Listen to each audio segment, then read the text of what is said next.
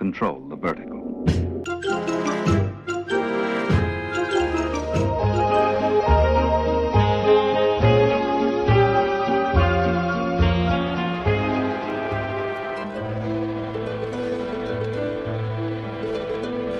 Welcome to Anthologic, the TV anthology podcast. I am your host, Mark. Anthologic is a podcast dedicated to exploring the good, the bad, and the odd of horror, science fiction, and the best of mystery suspense anthology shows and series on TV.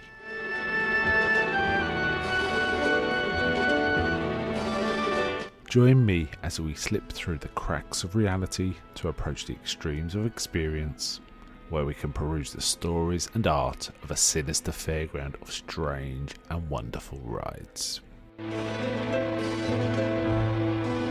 And now we go on to the show that is the focus of this particular episode.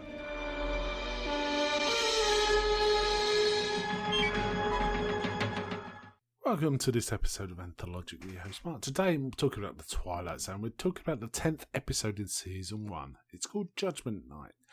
This one involves a man kind of becoming conscious. He's standing, he's not unconscious, but becoming aware, should I say, on the deck of a boat in the night, not quite sure where he is, and someone comes out into the darkness and sort of invites him into the cabin, and he starts to orient himself. Interesting premise, and this is going to be spoiler filled, so I will be spoiling the main structure of this story fairly early on, for good reason, because that's really what this episode's about. So if you haven't seen it and want to experience it without that spoiling, don't listen further. However, let's go on. So Judgment Night was written by Rod Serling, directed by John Brahm.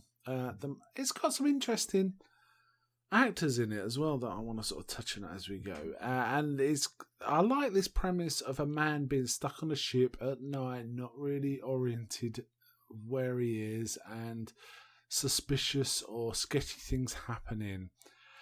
Interesting man, he goes into the cabin with the rest of the crew, and we find out this ship is once a British ship, Queen of Glasgow, sailing in 1942 through the Atlantic,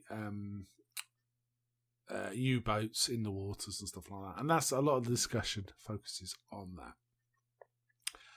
They start talking about that, and first he reveals he was born in Frankfurt, which kind of surprises some of the people there. And they can't find his passport either, so they're not quite sure how he got there. It must have just been misplaced, and they want to see it. And he's kind of quite disoriented and a bit odd.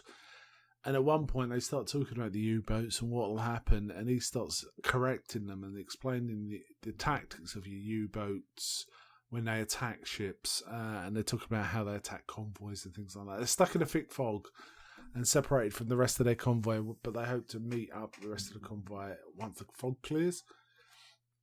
So there is that going on, but he's kind of getting... First he's disoriented, and then he starts getting nervous, like he's got a bad feeling about things, and he can't really explain it.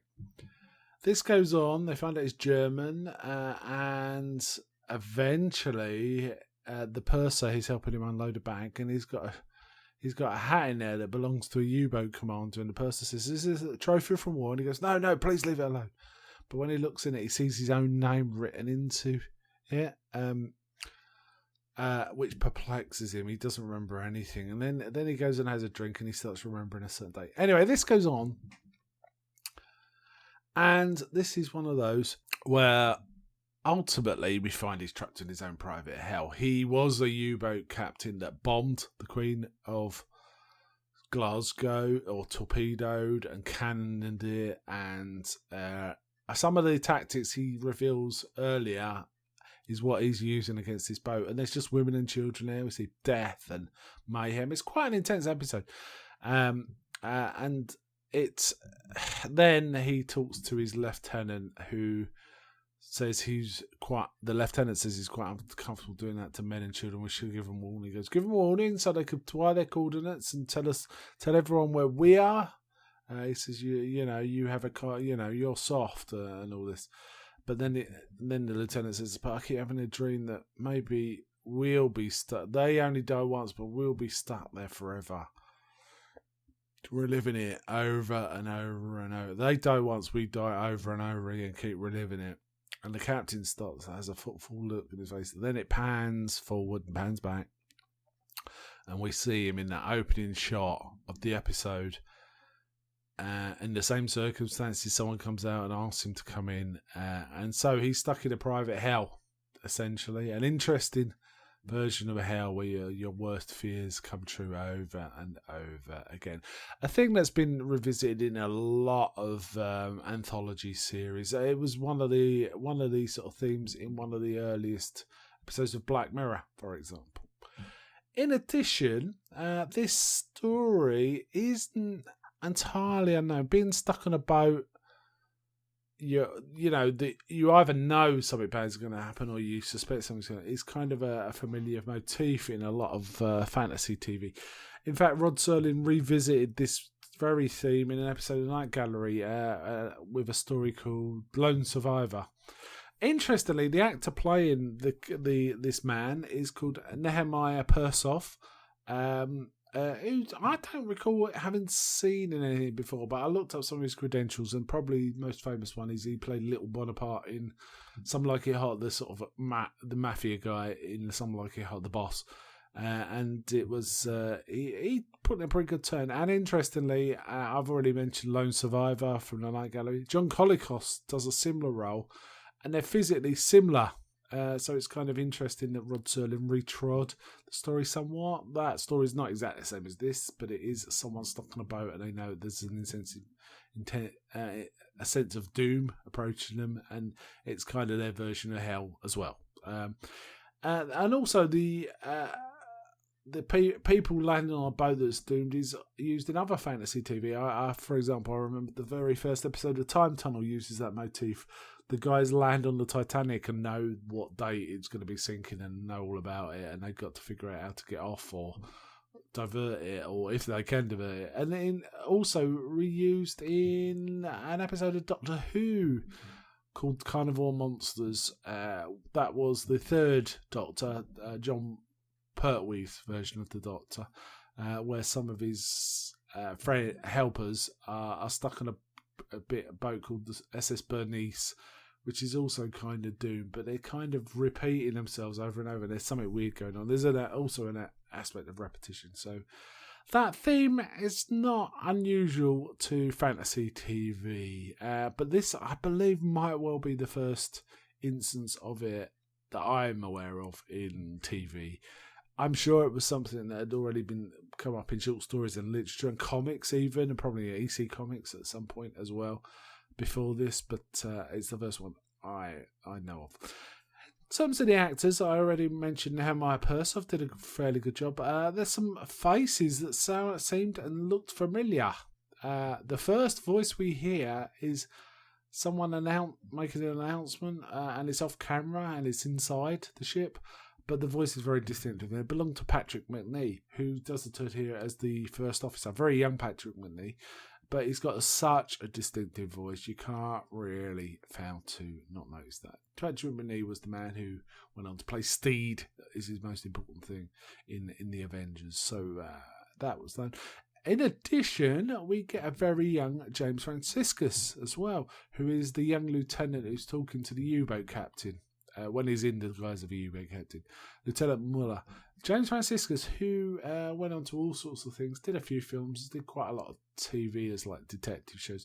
But there is a tiny connection with a film, Rod Serling, James Franciscus in a film, which is he was like the main character in Beneath the Planet of the Apes, who went on to try and find Taylor, Charlton Heston's character. And he very much a sort of another version of the Charlton Heston physique and type and sort of masculinity. Did a good turn in that, but Rod Serling wrote Planet of the Apes, so there's a small connection there. It's kind of interesting.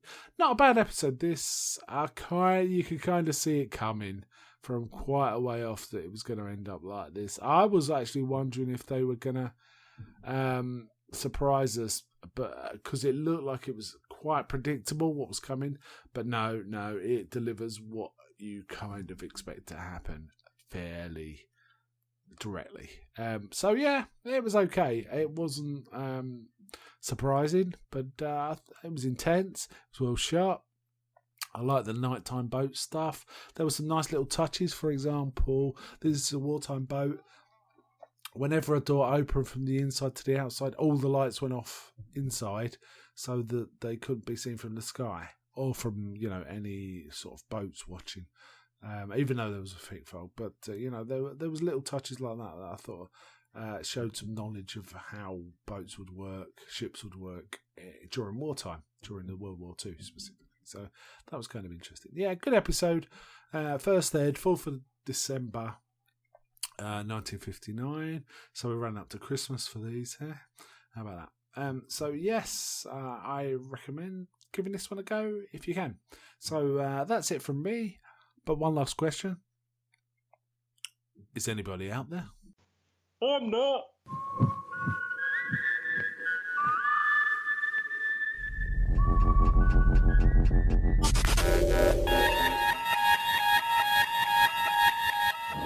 We now return control of your television set to you until next week at this same time, when the control voice will take you to